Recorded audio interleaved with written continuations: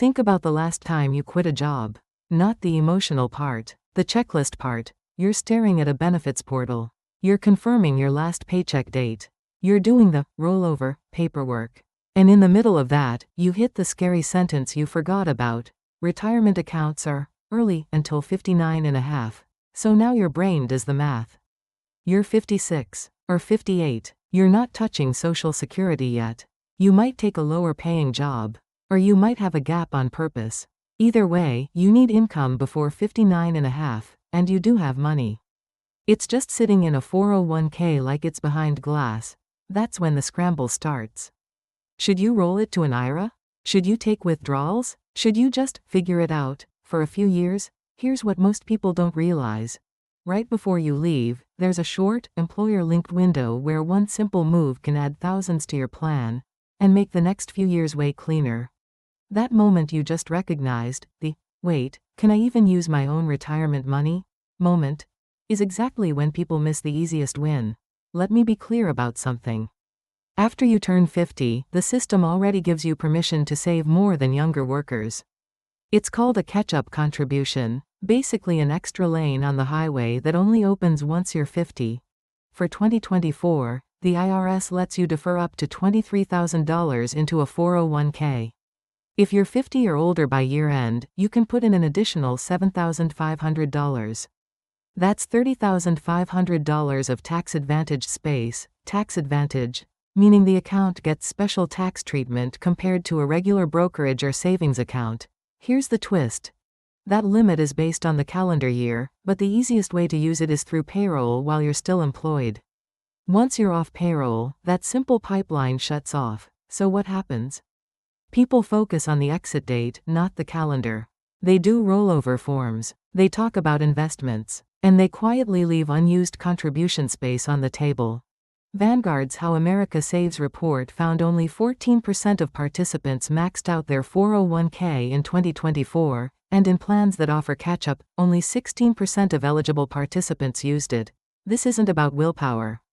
It's a deadline problem, and it goes deeper than that. Once you see it as a calendar year window, the whole, I'll max it out later plan starts to fall apart. Catch-up contributions don't care when you leave your job. The IRS limit runs January through December. But your ability to actually fill that limit, easily, usually runs through your paycheck. No paycheck? No deferral. And most plans don't let you write a random check into your 401k after you've separated. So take someone like Marcus. He's 57. He plans to leave in June. He's been contributing like a normal responsible person, roughly the national pattern. Vanguard reports the average 401k deferral rate was 7.7% in 2024. If Marcus makes $120,000 and defers 8%, that's about $9,600 for the year, if he works the whole year. But he's leaving halfway through. Now it's closer to $4,800. Meanwhile, his real annual capacity is way higher, up to $30,500 in 2024 when you include the $7,500 catch-up for age 50 plus. That means leaving mid-year can quietly strand tens of thousands of potential contributions unless he deliberately cranks up his deferral percentage during those final pay periods. What that means for you is simple. Your last 3 to 12 paychecks may be the highest leverage paychecks you have left. You can't catch up if the catch-up window closes and your payroll stops, and once you raise that deferral, you immediately run into the next problem. You still need money to live before 59 and a half. Now zoom out, because saving more is only half the game. Cash flow is the real boss fight. Your situation has a built-in tension. If you crank up 401k contributions, your take-home pay drops right now. That's the money you'd normally use to pay the mortgage, groceries, insurance, life. But if you don't crank it up, you may miss a rare chance to stuff more into a protected account while you still can. And then there's the 59 and a half line. According to the IRS, taking a taxable distribution from a qualified retirement plan before age 59 and a half can trigger an additional 10% tax on the taxable portion, on top of regular income tax.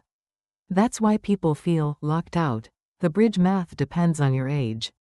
Leave at 58 and you might only need roughly 18 months of clean, penalty-free spending to reach 59 and a half. Leave at 55 and you might need about 4.5 years. Same rule, totally different bridge. Here's what most people don't realize. You can't build the bridge after you jump. So your plan has to be 2 tracks at once. Track 1. Maximize what you can still push through payroll into the 401k catch-up window while you're employed. Track 2. Build a dedicated cash buffer outside retirement accounts, a pool of money designed to pay bills without touching accounts that could trigger that 10% penalty. If you ignore Track 2, you can win the contribution game and still lose, because a cash crunch forces an early withdrawal at exactly the wrong time. And that leads to the biggest trap. The order you do things when you leave can accidentally remove options you thought you had. You've got the 2 levers now. How much you can still shove into the system, and how you'll actually live before 59.5. Next is the mistake that wipes out both fast rollover decisions, because the second you clean things up, you can accidentally shut the door on the exact flexibility you needed. Here's the concept. When you're leaving a job, the default instinct is speed. Roll the 401k to an IRA immediately, consolidate, simplify, feel productive. But in the 55-59.5 window, timing and account location aren't just paperwork. They control what moves are still possible and in what order. Concrete example. The IRS describes 401k elective deferrals as wages you elect to have your employer contribute to the plan through payroll deductions.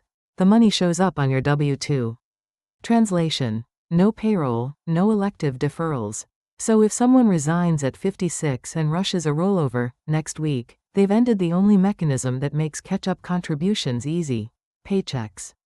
They can still do rollovers, sure. But they can't just decide in October to push another few thousand into that old 401k because there's no paycheck to deduct it from. What that means for you today is uncomfortable, but empowering. Your organized move might actually be the expensive move. Not because IRAs are bad. Because sequencing matters. If you're within months of leaving, the right question isn't, where should this money live? It's, what actions must happen while I'm still on payroll? So before you sign rollover forms, you slow down. You lock in contributions first. You confirm plan rules second. You roll last, after you've captured the calendar year window and built the bridge. Here's exactly what to do. Not theory. A pre-exit checklist you can run this week. Point 1. Write down 3 dates. Your separation date, your last paycheck date, and the date you hit 59.5. That last one tells you the exact length of your income bridge. Point 2. Pull your contribution dashboard today. You want year-to-date 401k deferrals, your current deferral percentage, and whether catch-up is turned on in the plan. Point 3. Do the max-out math. Look up the current year's IRS 401k limit and the age 50 plus catch-up amount. Subtract what you've already contributed. Divide what's left by your remaining paychecks. That gives you the per paycheck target. Then set a temporary higher deferral percentage. Ask payroll what the cutoff date is for changes so you don't miss a cycle. Point 4. Build the bridge at the same time. Estimate your monthly spend for the gap to 59.5. Multiply by the number of months. Start funding that in a dedicated high-yield savings bucket so you're not forced into an early withdrawal. Point 5. Sequence the exit. Contributions first. Insurance and tax budget second. Rollover decision last. If you want, drop your age and planned exit month in the comments. Nothing personal, just enough to share a quick contribution timing framework. And if this was useful, you'll want the next video on building the 55-59.5 income bridge without triggering unnecessary penalties. Subscribe for more of the stuff the system doesn't put in the exit checklist.